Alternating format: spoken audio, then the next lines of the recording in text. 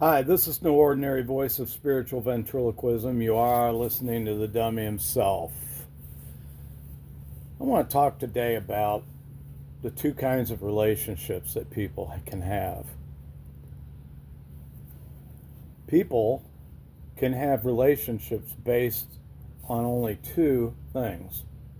Okay? Their relationships are based upon, I'm talking about personal relationships. I'm talking about ecclesiastical relationships. I'm talking about parental um, offspring relationships. I'm talking about sibling relationships, employer employee relationships. This dynamic can work. Is true no matter what the construct you're dealing with. Okay, those romantic relationships between you and your wife or wives um, is based on those two things, either connection, connection, or transaction. Those are the only two options you really have. Okay. Now, the ideal is always to have relationships based on connection. The what do you say, pragmatic at times is to have a relationship of transaction, a business relationship with a partner. But I want to focus on the familial relationships and the ecclesiastical relationships. Okay? Now, I do feel like I am qualified to speak on this because I was involved, or I should just say I was, one in the line of a long line of people who had transactional relationships with someone, while the advertising was always that the relationship was based on connection. And I didn't realize this until I actually learned about narcissism, okay? And realized that the person I was transacting with was a narcissist. And I had to leave before I understood that. I didn't understand that while I was there. I had subconscious thoughts and feelings and, what do you say, gut feelings about that something in the relationship was wrong, not only with myself, but with a multitude of other people. Okay? So I was involved in a ministry called Straightway Truth Ministry. Its leader was Pastor Charles Dowell. And that was the order of the day, regardless. And it didn't matter whether it was his wife, his wives, his sons, his daughters, his brothers, people he appointed to positions. It didn't matter. The relationship that he had with you was always based on transaction, not on connection. Okay? And the reason I want to talk about this subject is because I don't want to limit it just to this. This is a problem that happens throughout the earth. A million times every day or more. Not pulling any stats here. I can just well imagine that I'm not that special, and neither are you. Okay? And neither are the ones who buy and sell their approval, their affection, their support, their perks, or whatever. They're not that special either. You have a long line of history, and a lot of people that came before you, more famous than you, wealthier than you, better looking than you, and younger than you. Okay? So, transaction versus a relationship or connection, and that's the key word. Transaction versus connection. Okay. All right. Um, let's take a guy who's wealthy, okay, or he is has a position of power, or he has charisma or whatever, and for whatever reason, maybe he's put in some cameo work over the years and has been able to leverage that and to basically build himself up as something more than what he really is. You know, it's kind of like the guy said in that movie, the Margin Call. He says, it wasn't my intelligence that got me here. I can assure you of that. Okay? And I have to claim the same thing. What little I am, I can take no real credit for. Because I've always wanted to build relationships based on connection, not on transaction. Okay? And so let me get my train of thought here. Okay. If a man has power, if he has money, if he has influence, politics, social status, any of those things, or all of those things going for him, that doesn't necessarily mean I'm a high value man. It doesn't mean that he's really all that. He's somewhat, but not all that. And a lot of the somewhat was based on the efforts of other people to try to connect, when really his interest or their interest is only to transact. Okay? Buying and selling. Okay? All right. What is he selling and what is he buying in return? Okay? So, a man has wealth. He may be in decent shape. Most of the time, it's not, which is actually irrelevant if you're going to pursue transaction as the basis of your relationship. Okay? As a matter of fact, some people, they only know transaction. They don't really know real connection beyond maybe if you take it in the realm of romance or whatever, that they just, they got their cookies crushed really good once and they called that love. It was really just biology and stuff like that. And, the dopamine hit and the oxytocin and all of those hormonal things that transpire. Okay. So the wealthy man will, especially if he's like me, okay, 65, or almost 65. And though I do feel like I can hold my own as developing interest in other people, it's not my main motive and focus is to get them to transact with me, because that's not the kind of relationship I desire, I want true, genuine relationships, true, genuine connection, okay? And so do women, okay? So when you're a wealthy man, or you have influence, or you have some type of spiritual charisma, or some special angel behind you creating some crazy form of light around you, you can leverage those things to get people to buy, okay? That's what you're selling, is what tools you do have in your box, which amounts to little more than skullduggery and just basically hiding behind your money, hiding behind your influence, hiding behind your power, your political position or savvy or whatever. And that's the basis on which you attract people, because you say things or promote things that appeals to their head. Okay? Every woman out there wants to marry the billionaire. Okay? All right? And some of them are willing to become intimately involved with you, billionaire, millionaire, richionaire, or however much money you got, power, influence, political savvy.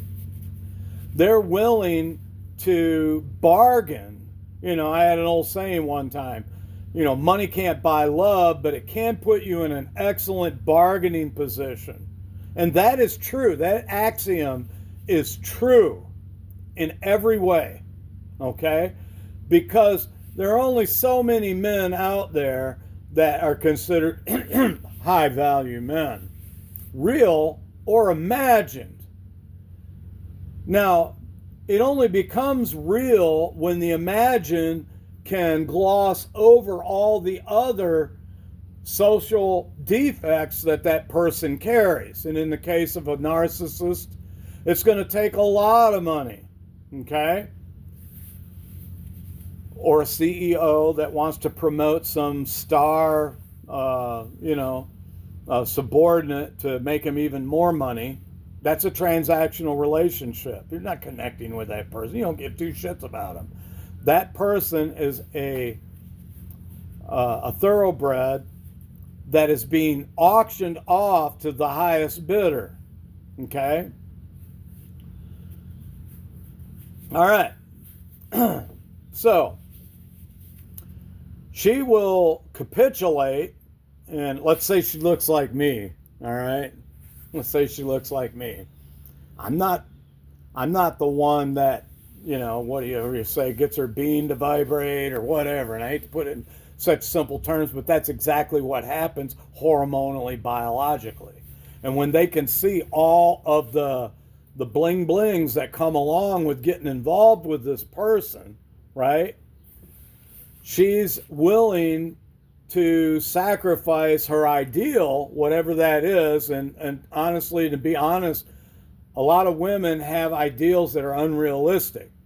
99% of the women want the 1% guy, okay? Whether he's a 1%er in reality or as far as himself as a person, a stoic, one who doesn't chase, one who doesn't dream upon his bed on how he can score using whatever tools he has in his box, money, influence, power, politics, or anything else, to obtain his desire, to fill his lust, to make sure that his belly, whatever it is full or fulfilled. Okay? So a woman will marry a man like that. Okay? Because, and he may be good looking, he may be in good physical condition, but there's very few men out there that are in top physical condition that aren't chasing after the women, where the women truly desire him because they want to be with that man. Okay? There are very few men that do that with women. Very few. Okay? So the whole idea behind that is he's going to have to pay for what she would give that ideal man for free. Okay?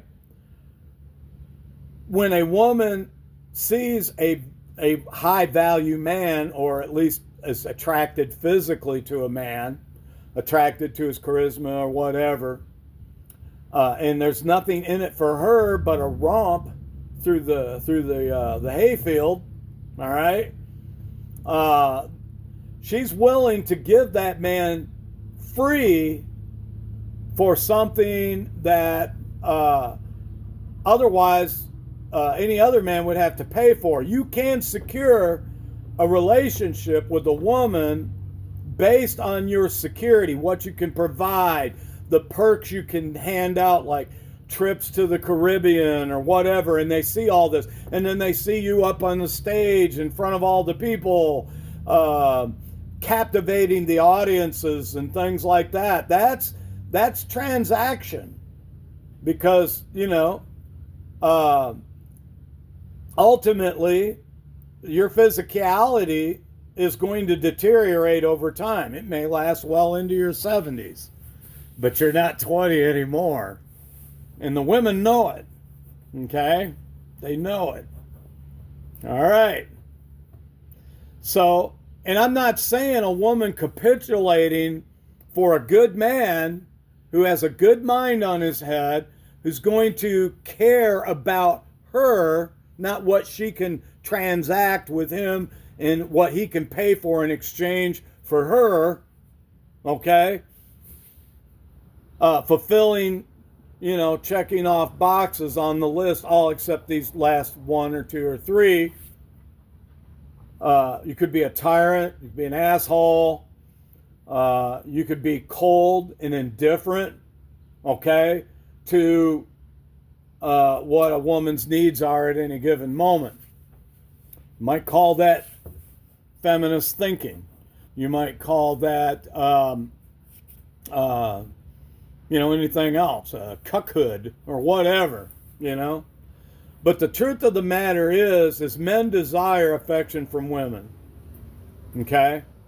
And mostly that centers around a physical relationship, an idea that's in the head of the man, be he high value or somewhat less, down to no value, okay? This is why women choose thugs, drug dealers, criminals, stuff like that, because they're exciting. Not that they have any underlying true value about themselves that isn't something that's been concocted up and like a pyramid scheme. You built yourself up to the point where you become irresistible to any advances that you might make, approaches, queries, or whatever you make with a woman. All right? So we're just going to get off of that now. Women will sell themselves and transact themselves in return for what is in it for them and what they, in their head, rationalize is best for them. Okay? But if the physicality leaves, the money leaves, bankruptcy, being sued, whatever, when the political influence goes south, the charisma isn't quite as sharp because age doesn't really gender to you having to do all of that hard, difficult work anymore of trying to concoct in your mind how you can ensnare or trap someone in a transactional relationship. Because at the end of the day, you're not a real person. You don't have a soul to connect with another person based on the fact that you are ultimately going to value them above all other things, or sometimes in the case of monogamy, all others, okay? And, they will leave just as quick as they came into the relationship based on those economic and social supports and relevance that it provides them. You're going to be able to hold that relationship. But when that money goes, that influence goes, political power goes, or you get some criminal charges filed against you for whatever reason, they are usually going to be gone just as fast as if they came in. And the only reason they're sticking around is because they can't rationalize in their mind anything better than what it's going to be. So they're going to, what they call, ride the storm out. They're going to manage the clock, and they're going to basically get to the point where when there's no more return on their investment, they're going to go try someplace else, because especially if they're a highly attractive woman or a stable woman or whatever, they're going to be looking for Mr. Goodbar someplace else, okay? That's the end of all things. That's the way the world ends, folks, okay? And you can plan on that never happening, whether you're the person doing the transacting or the one who's responding to the transaction. But it will happen eventually. Death itself will happen. And taxes will happen. And lawsuits will happen. And criminal charges will happen. And anything that then now casts cold water and creates a stink on their personal transacting relationship with you is gone. It's going to be out of the picture. It's going to be history. Okay? And that also happens with people. Keep that in mind. Why did you take that job? Why were you attracted to that pastor? Why were you throwing your weight and if you have money, your money and things like that behind a person or an organization that's led by a person who's only transacting relationships? Why are you doing it? Why did you do that? What did you see for yourself? Was it free rent? Was it being part of a special club that you really didn't know what completely entailed in details about how that belonging to that special club was going to affect you personally over the years? And you also have to pretend. You have to be a fake person yourself. Amen? Or oh me. Right? Okay, just putting it out there. You have to become a fake person yourself to do business on that level, to have fellowship on that level, to have romance on that level, to have, fraternal brotherhood or sisterhood, which doesn't exist in patriarchal systems, and you're fooling yourself. No matter what they do, what kind of labels they throw on things, what kind of programs they put you on, there is no real such thing as sisterhood in a patriarchal system. They are mutually exclusive, okay? Because ultimately, it's a patriarchal system. Do you get it? Okay. So, people need to learn to be content where they are and stop chasing the pot of gold at the end of the rainbow. People have to stop chasing that one man that really understands how they are. Okay? I went and got coffee. I get coffee all the time at McDonald's. There's a young lady there, probably in her early 20s, who it's like she's psychic. She knows she's not the one running the hello, welcome to McDonald's, are you going to use the mobile app, all of that stuff, right? So I pretty much order always the same thing. A large coffee, 3 creams, and a double espresso shot, okay? And I usually need it around the middle of the day, okay? Probably late morning, early morning sometimes. But it's almost like she's psychic, because when I get up to the window, she comes up and she says, hey, honey, I put an extra shot in there for you. I put 3 in there instead of 2. And you know what? I actually feel a connection with this young woman, okay? Because other than my own wife, she's the only person in the world that understands my needs.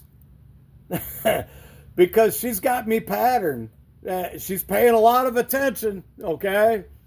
And I'm going to have a talk with her one of these days. Find out where she's at. You never know. You never know. Hopefully I don't have to base a relationship on transaction, but rather or security or whatever. Some women come out of bad marriages. That's what they're looking for. They're looking for that boring accountant, not the drug dealer and the criminal that gets them excited about being dangerous and running with a thug, you know? Because it's, whatever he has in the package is kind of to her liking, all right? Now, I'm just going to get real here. This a YouTube video. It's not made for kids, okay? It's made for adults. So be an adult, okay? Be an adult. So I told her one day, I said, I love you. I do. I really do, because you're the only one other than my wife that understands what I really need, and I'm not even asking for it. I told her one day, I said, you know what? Your smile will definitely turn away the wrath of God. I'm telling you it would. And she's a decent girl. Yeah. So anyway, who knows? May just be large coffee, 3 creams, and 2 espresso shots for the next 10 or 20 years. I don't know. Who knows? Who knows how things work out? Okay? So, that's what I want you to understand. These transactional relationships isn't just about romance or fraternal camaraderie or people coming in and serving the vision and the call of another man or the vision or a call of a corporation. This is in your family life, not just with your women or woman, but is also with your children. Those relationships are highly leveraged on transaction, not on connection. Okay? And unfortunately, in patriarchal systems, this is always going to be the case and always has been the case. Okay?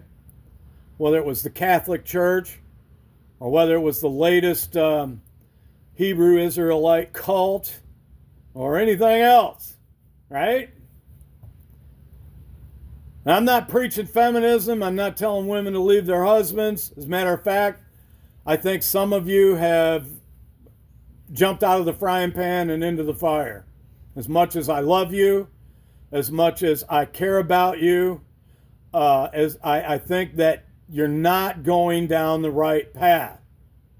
Okay?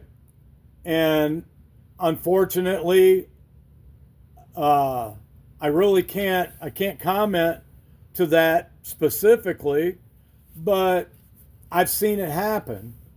And if their relationships were based on transaction, then or fraternal duty or brotherhood obligations or whatever, whether you're male or female, whether you're a wife or whether you're just a field Negro or whatever, not a house Negro, you're a field Negro. You know what I'm saying? I'm not trying to be a racist saying this because you're looking at the biggest field Negro that there has ever been since they actually had abject slavery back in the 1800s, which also, by the way, lifetime slavery was started in the U.S. by a black man who sued over another white man telling a black man servant of his that he could leave anytime he wanted, and he could. Then after that, he sued, the courts agreed with him, and from then on, all the white people started holding slaves too. Hey, this is a great deal, right? And that's how it went. So before you start calling the white man the devil, look at your history. Anthony Hutchinson or something like that. I can't remember what his name. I think it was an Azerbaijani, or he was, from Algeria or someplace like that. He was a servant, came over to the United States, became wealthy, lots of lands, got servants, slaves for whatever it was, 5 to 7 years is what the Constitution would allow. And ultimately that turned into lifetime chattelship, lifetime slavery, began by a white man, not a black man. Google it, I dare you. Anyway, where was I? Okay, children a lot of times fall into these transactional relationships with their parents, brothers with sisters, friends with friends, business partners with business partners, and things like that. I'm not saying that some relationships shouldn't be transactional, especially in business, because, ultimately, you can't oversell yourself when somebody overbought you, and then you find out that they're not delivering, and then all of a sudden your stock and your equity in the partnership is falling through the basement, and you have no way out but to be destroyed. Okay? That usually happens in all kinds of transactional relationships, including the one I've spent the last almost 30 minutes on speaking to. Women will choose men because of the perks, real or imagined, that they have in their mind about how that's going to play out over time for them. And it was in everybody's mind when they began. And it somehow conveniently left everybody's mind when it got to a method of where there was absolute control and leverage over you, with nothing but dark skies and unknown futures if you ever challenge that, or if you ever decide to step away from that. That's called mind control. It's called witchcraft. It's called using and abusing one another with mankind, as it's stated in the New Testament. Okay? And that's reality. Okay? That is reality. Okay? So what have you sold yourself for? Because whether you did it because you had the best of intentions, or whether you did it because you were looking for a way out, what have you sold yourself for? And what kind of fruit has it reaped for you and me? What kind of fruit has it reaped for you over the years?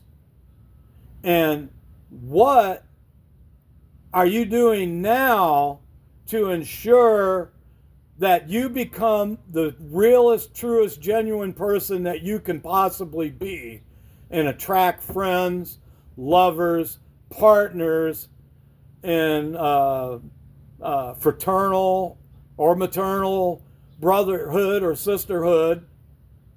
What have you been doing lately to change the fact that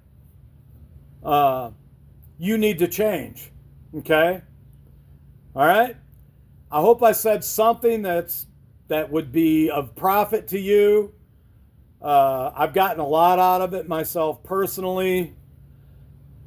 And don't go to someone that's just hiding behind their money and what they can do for you, and that is the basis of their wanting to relate to you. You need to have a true and genuine attraction to this person. Not to the necessarily the imagination of what it's going to be like, but what you know about that person and the way he behaves, she behaves. It can be reversed too. Women can do transactional relationships when they're the ones that have all the perks and power and money and influence and political status, social status to go along with it. What have you done, or what are you going to do to change you to become the image of Christ, to become the image of the man Christ Jesus? And let's get that straight too. The man Christ Jesus, the one in whom is approved of by Yah. What have you done? What have you done? What are you going to do today to conform yourself to that image? And I'll leave you with that. Sorry for the length of this video. I just thought it was very important, and I wanted to get that out there. Okay?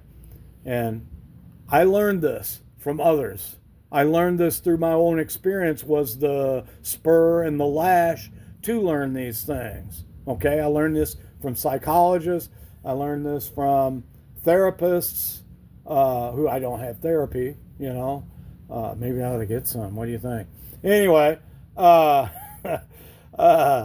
and I'd be willing to take any numbers. You got a plug, give it to me, okay? Because I really would like to just lay down on a couch somewhere for 45 minutes to an hour and hand somebody $200 so I can feel better about myself at the end. I feel good about myself now. I really do.